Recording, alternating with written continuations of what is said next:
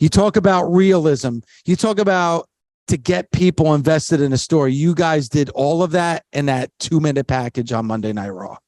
It was it's been interesting, and we've talked before about like me and Ronda's promos. Yep. And how we don't do like promo voice. We do like very natural answer interview questions.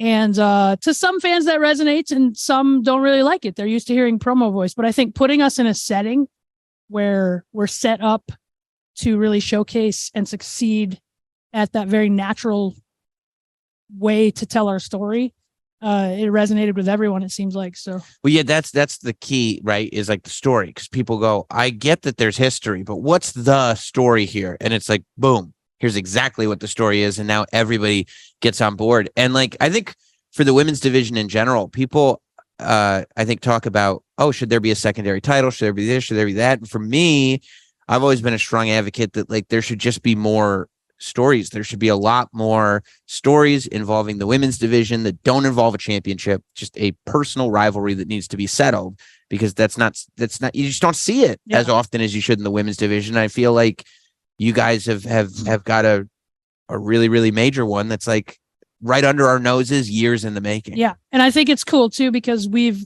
purposely, and it's been a lot of discussion, another thing that fans either like or don't like, which is, I guess, everything in the world, but whatever. Yeah.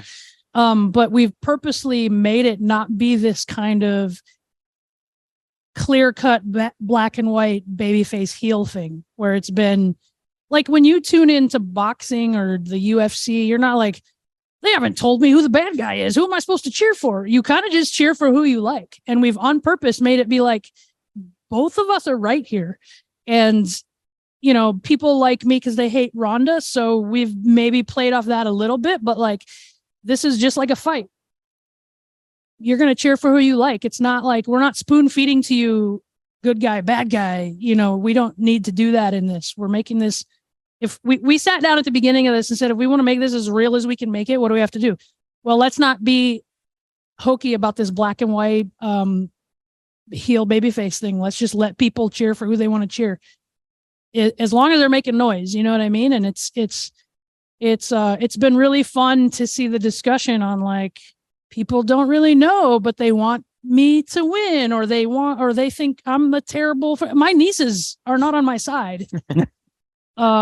Because they agree with Ronda, and that's fine as long as they're invested. And that's the thing, is that. But that's also part of making the fight feel real, is that the context to get to the fight has to also feel real. And in life, you don't always have like, well, that's the dastardly villain, right? And that's the absolutely great hero. And then, by the way, that exists elsewhere on the show, which is perfect, because then we can get to your thing, and it's almost like you guys exist on an island where it's just these two dangerous forces don't like each other. And that's not, and again, I should reiterate, I'm not saying that it has to be this way, and I'm not saying it's bad that there's a heel and a baby face. We're all storytellers at the end of the day, and throughout the beginning of humankind there's good versus evil, but real life happens, and it's like, you know, there's not necessarily a good guy. Like I said, you tune into, you know, last weekend was like Gaethje and Poirier, and you weren't like,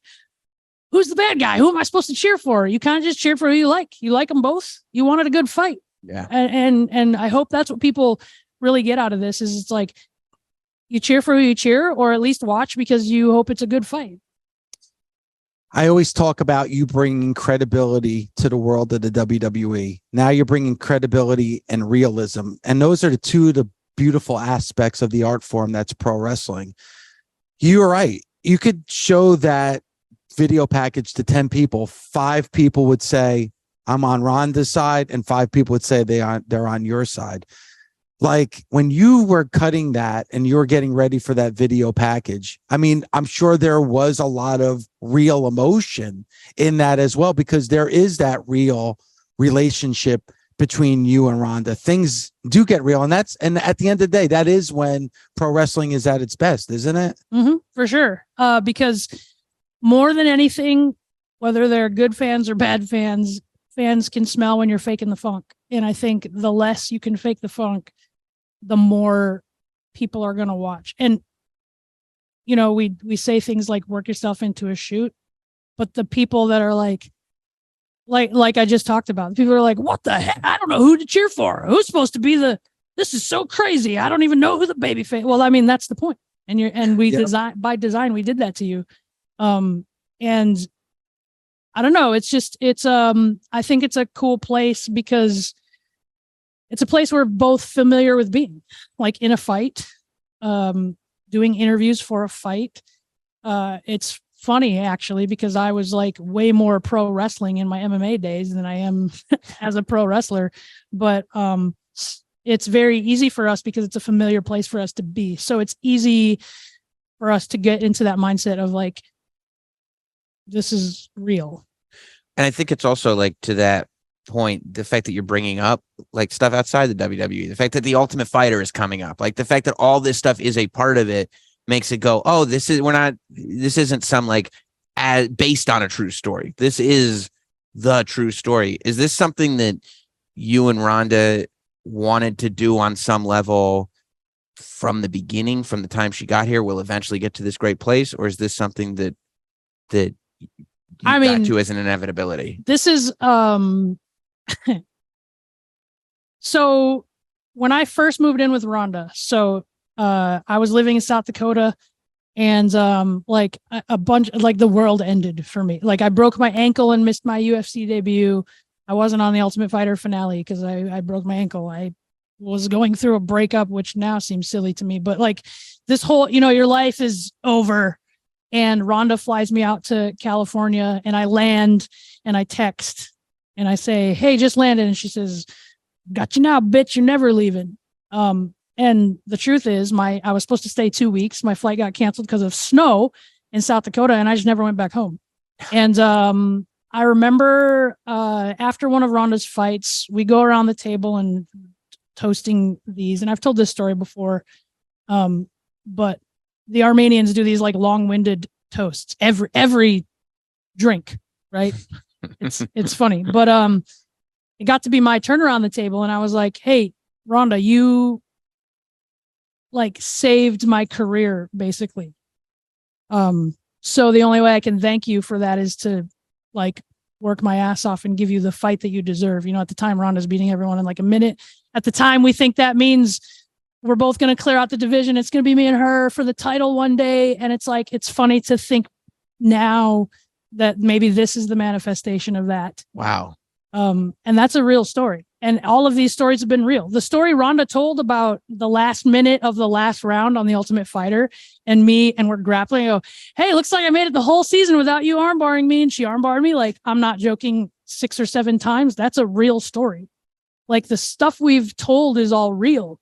And again, that's been, you can feel it. You know what I mean? And that's not to say that anything else is worse or bad or whatever, but this is what works for us because it's where we're familiar, and we can bring this in a way that maybe other people can't. Obviously, and I've said it on the show, I'm a big fan of yours, and I've said it on the show as well. I'm a big fan of Ronda's, and I feel like Ronda's got a lot of unjustified flack, hate from pro wrestling fans when she comes in and she gives that salute to Roddy Piper, actually goes to the family and gets the leather jacket and got permission to say Rowdy Ronda Rousey. The credibility she brought, hell, it's very much like the credibility that Brock brought. But like Brock gets all this positive attention and Ronda gets the negative attention. We talked about her promo delivery, your promo delivery. Like I thought she checked all the boxes. Why do you think there was so much pushback from the fans? People just like to hate Ronda, and it's been that way in MMA. It's followed her over. I don't know either. It's just been something we get used to. People love hating Ronda. I think part of it also is Ronda honestly doesn't care about her image. So she doesn't care to like paint herself in a way. Everything for most people, especially when you're a celebrity or whatever, everything's social media. It's all very curated and very like, you know what I mean? Like, here's the presentation. It's not even like, I don't know. It's going to be interesting, like 10 years after I retire, to come back on a podcast and like talk about the things that went on behind the scenes. Like people are like, oh, Ronda's so checked out. I mean, I'll give you an example right now. Everyone says, oh, Ronda's so checked out. She has a baby. She doesn't care about wrestling. Who else do you know that the first time she takes a DDT on TV, not so great. All of us have done stuff that like didn't turn out so great. We're like, whatever, stuff happens. Do it the next time. She calls a coach and pays them to come out and drills this for 3 weeks straight. And now she's like, arguably, and when you look, she takes like the best DDT of anyone on the roster. But like, who else does that? Ronda's checked out. Ronda's so unchecked out that she's obsessive. And that's why she's become an Olympic athlete. That's why she became UFC champion and was so dominant, is because she doesn't do anything that she's checked out of. If she checks out, she's gone. And so when she's in something, she's in something. She went to host Saturday Night Live. I was living with her. She got a book like this thick, the history of Saturday Night Live, and read through it just because she's going to be on the like they write you cue cards. You could just read them. You could just go. But she's so invested. She wants to know the history. She wants to know the background. That's Wow. just what she does. And I think it's going to be cool, 10 years from after I retire or whatever, to really tell some of these like stories behind the scenes of like the way she has fought for the women's division. Real quick before we let you go, you were a big part of the Reseda scene with PWG. Mm-hmm. When you look at the world and the industry as a whole, and you just see everyone is out there, is it mind blowing to you? Is it cool, or is it like, yeah, this is evidence that the good guys win, that the people that are supposed to succeed will succeed? It's a little of both. Like there's a side of me. I remember going to PWG my first time and seeing Candace wrestle, and I had just started training pro wrestling. And here's me, this technical catch wrestler. And I mean, women don't wrestle that way. You know what I mean? Even now. But I remember seeing Candace at PWG and being like, okay, I will never be a pro wrestler. I'm not doing any of that stuff. I told her that when that was the first time I met her in person. I mean, I knew about Candace just because I followed wrestling and stuff, but I told her that, and I still talk about it to this day, but it's funny to see, like not just the fact that like I am wrestling, alongside Candace. She's had some of my best matches, people will never see, like house show matches. But also everyone that was at PWG that we were watching. The very first match I ever saw at PWG was Tommaso Ciampa versus Biff Busick. And I remember being like, this is the best match I've ever seen in my whole entire life. And now it's like, I get to see that all the time. And now Ciampa's like almost like a mentor of mine now. Like I go to him a lot for advice and especially promo work. I go to him a lot.